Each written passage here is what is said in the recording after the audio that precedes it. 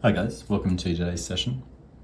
So we're going to be finishing off this series, which has been going a little while now, of looking at different kind of prominent facial features from two different angles. So we've done each of the nose and mouth, if I tilt down, from a side view and from a kind of front three-quarter view. I didn't do front view because front view's, well, super front view. This one's maybe quite close to being fully in front. But a completely front view is generally reasonably simple because you just use symmetry. It's always a bit harder to work with these sort of side angles, and particularly three-quarters, because you've got a sort of perspective in some of the forms, like you can sort of see here with these sketches in the mouth. So to round things out, the sort of final thing we're going to do is draw an eye viewed from the side. So I'm just going to get my own reference up. Again, working from a picture from the Met Museum, which, as I said, I always have a bit of a preference for. But you can use any kind of reference that you like. You can look on Unsplash. I've just been using them for this series. They all kind of have a certain consistency of light, these facial studies. So you can click the link through to find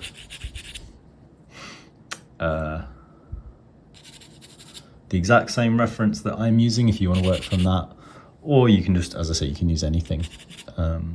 So what we're going to start doing is going to look a little bit at kind of what's going on with this eye and generally kind of major forms that you'll find throughout eyes in general. We're going to be thinking a little bit about the previous week, which was this eye viewed from the front, and some of the forms that we were sort of looking at with that eye.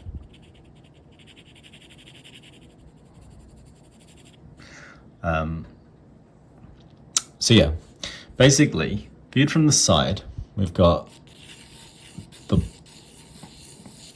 eyeball itself is going to be sitting inside the socket. So here, you maybe remember I mentioned that the eyeball itself is bigger than what we see as the kind of front of the eye. So in this case, the kind of visible part of his pupil and iris is maybe about that big, but the eyeball itself is much larger than that, and it sits within the whole socket. So the socket here that we're looking at kind of wraps around and loops down, and the eyeball's a little bit bigger than the socket essentially that we're looking at. So we want to bear that in mind whenever we're drawing an eye viewed from the side. So you've got a bit of a, and in the reference, it's maybe not the clearest like eye viewed from the side, but it is a nice angle and he's got a nice character, so I'm sticking with it. But yeah, if you want to find like a bit of a clearer eye from the side, feel free to. But yeah, so basically what we're seeing is we're seeing this curve of the front of the eyeball. And it's also being lit from kind of behind, so there's a bit more shadow on this left-hand side than there is going to be on the right-hand side. So we see that, and then we also, if you imagine a little triangle basically of the lids viewed from the side. So the lids curve up here and down there, and what we're seeing is like one half of this curvature when we view an eye from the side. So this is going to become, keep it really soft and sketchy, but this is going to become our top lid basically. And there's usually a little bit of thickness, so the reason why we get a bit of shade cast by the top lid on the front view is because the top lid sits a little bit pronounced. And that's because from a practical point of view, your eye is quite a precious thing and your body's sort of designed to protect it. So your lids are there to protect the eye, to keep it wet so it doesn't get all dry and scratchy, because it's quite a sensitive tissue, the eye, from an anatomical standpoint. So these eyelids project, and then you'll typically get lashes as well, and lashes stop bits of things falling down into the eye. So this is the sort of practical reasons why the eye is structured the way that it is. Beyond that, in terms of protection from physical stuff, the whole brow structure up here, that is also the reason why the eye is set back into the socket, is that the whole bony brow structure all around it, bony structure all around it is going to protect that eye from impact as well. So that's why you've got a lot of bone sitting around the eye and why it's kind of set back in. Makes a lot of sense from a protective point of view. You want to, any organism wants to protect its eyes as much as possible, especially humans who are very dependent on their eyes.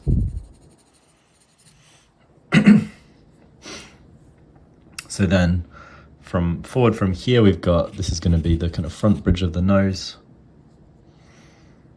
And then that sort of, in this particular instance, projects out maybe at about this point. We're not going to draw the whole nose. It's obviously only been drawing sections, that's the idea. And then we've got a bit of the, what I think is kind of like the eyebrow, the other side projecting forward there. But we won't draw that. So we'll get the bridge of the nose where the brow meets it, which is where that first kind of prominence sticks forward. And that, again, that prominence is to protect the eye. And we're going to have make a sort of shadow side here of that top eyelid. And then the bottom eyelid has a little bit of a kind of curve back in.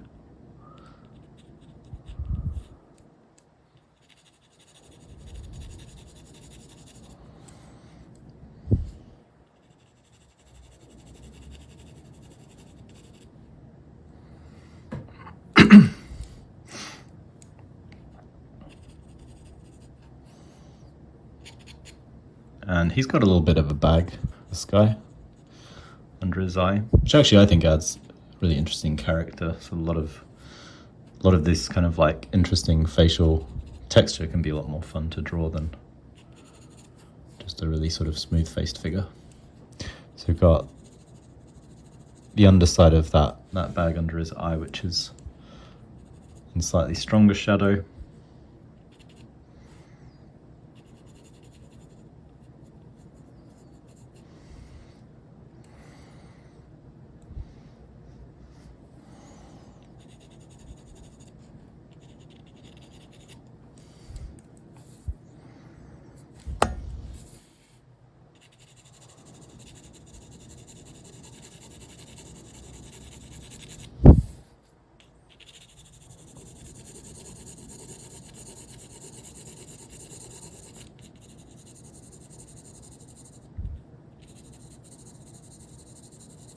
And the underside of his brow is also in shadow until about this point, where it starts to kind of break out of that shadowiness.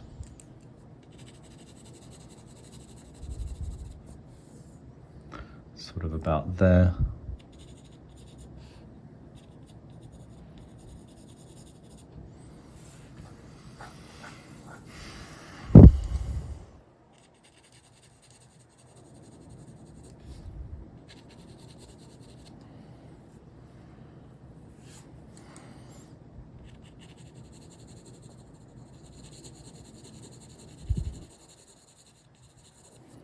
So we're starting to we've got all our kind of major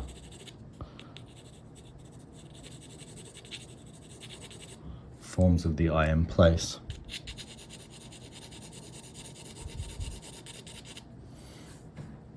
So we've got that eyeball itself, which is, I guess, really the most important aspect, projecting forward. We can sort of see this half of this iris sort of viewed from the side, which is sitting in there. I've got I'll have a little bit of the front of his pupil, which will be sort of smaller,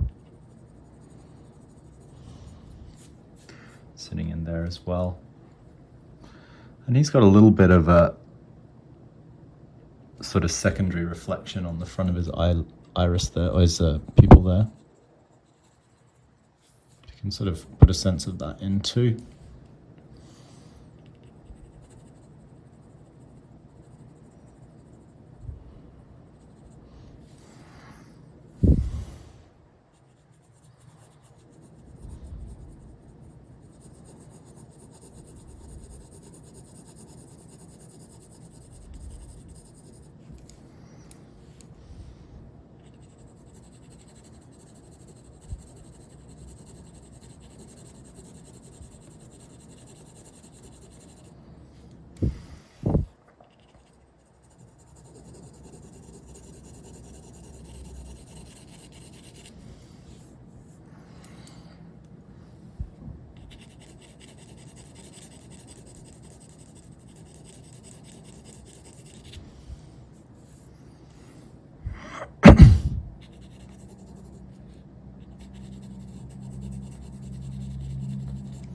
And even within these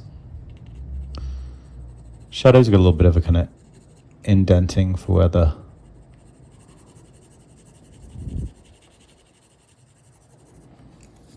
lid is meeting the underside of the top brow.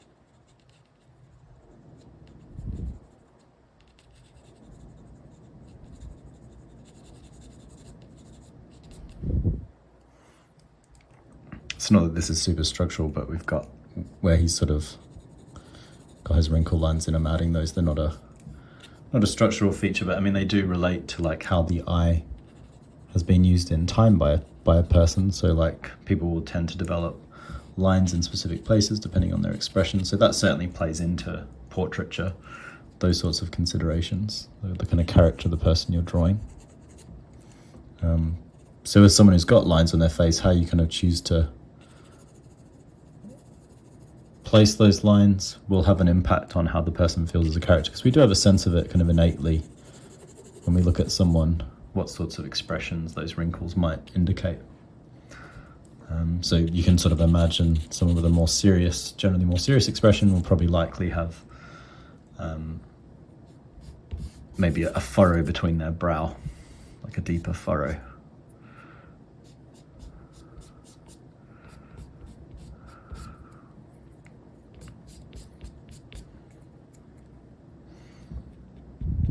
Even if they're not actually actively making that expression at that particular point in time.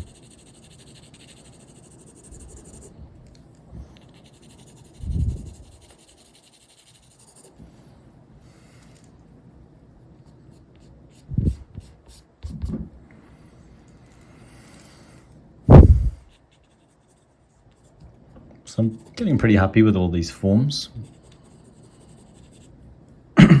One thing to kind of sort of really think about is how really sort of set back the eye is from the nose. So the nose obviously projects forwards in the face, and the face kind of wraps back around from that sort of front point of the nose. So we've got our sort of brow here, the face is kind of wrapping backwards, essentially.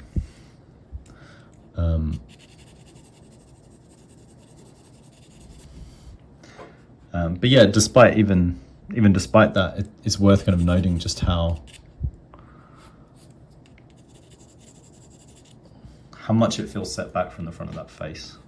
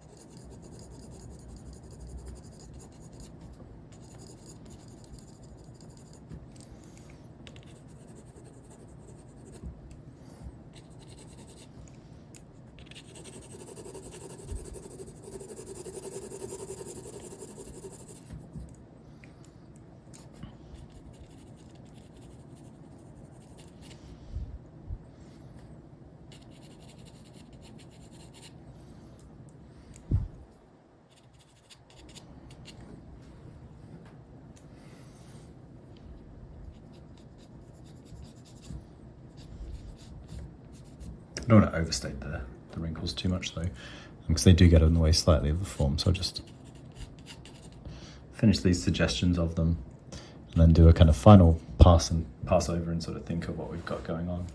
I might put a little bit more tone just up here as it rolls up into the forehead, so essentially kind of softening this bridge of the head off. And maybe put a little bit more tone just at the front of the head as well.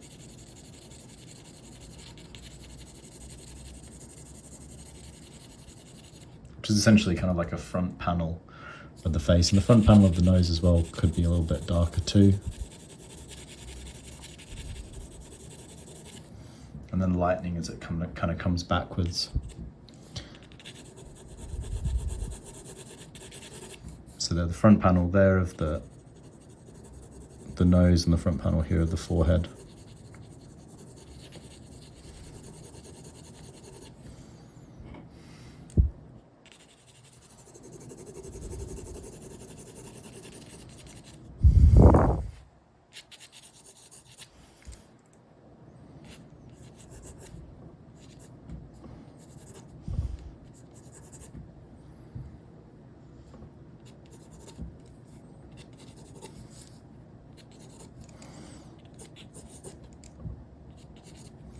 We can kind of chunk out the nose the way we have with the rest of the features like this.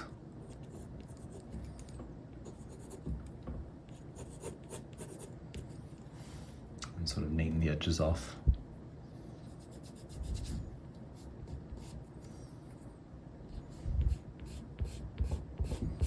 So yeah, we'll get that neatened up and then do a kind of final little kind of shading pass.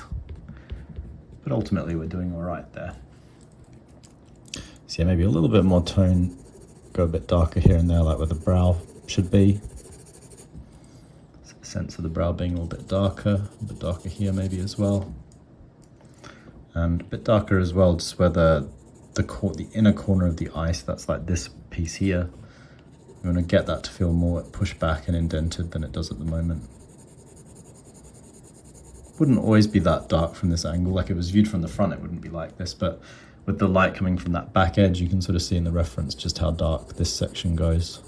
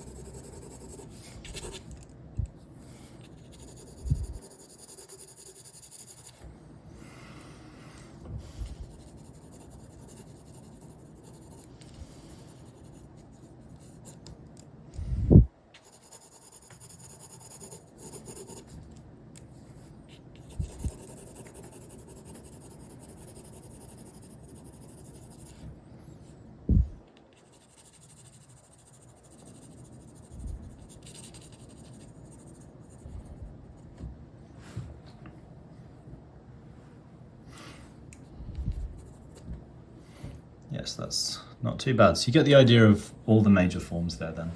So in the way that we've got the eye viewed from the front over here, we've got main sort of things are always that you've got this kind of pupil and iris in place, and from the side they're viewed more like a sort of disc or an ellipse kind of shape. Got the white of the eye next to that.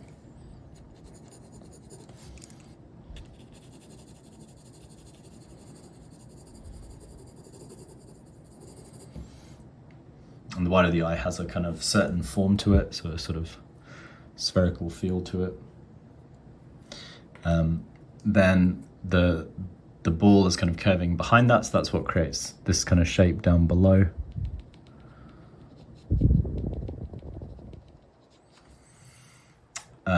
The brow sits over the top of that, and you've got this kind of insetting from the nose of the eye. So the eye's really set back quite deep. And yeah, really that's it from the eye in profile. We'll have a look more at like how you actually balance all these forms out when you're working in profile. Because you've got the nose, the mouth, and the eye all stacked on top of each other, and that's a lot of little distances, short distances that you're trying to bridge and work your way between. So yeah, when we're actually doing some larger pieces, which we'll be moving into doing some wash drawing studies, some little, essentially monochrome studies in paint, sort of transitioning this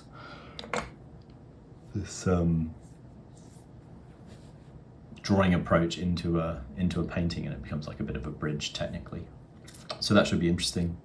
Yeah, we'll actually be kind of making use of all these things now. So I'll kind of zoom out a little bit, give you a look at all of them. But we've finally got all our features in place there. So we've got 2 eyes, 2 noses, and 2 mouths, and that's everything that we're looking at. But yeah, that's it for this part of this series. We're going to be going more into portrait stuff. Everyone's always very interested in portraiture. If you have any questions that you want me to cover as I keep going, just comment below on this video or any of the other videos.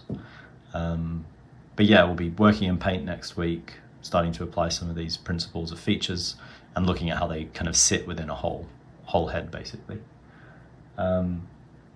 Yeah, so that's it. And as always, subscribe to the channel if you want to keep up to date with more videos. There's always weekly videos through term time. And if you want to see the sorts of paid qualifications that we offer as a school, you can click the link below in the description, and that'll take you through to have a browse. So yeah, I'll see you guys soon.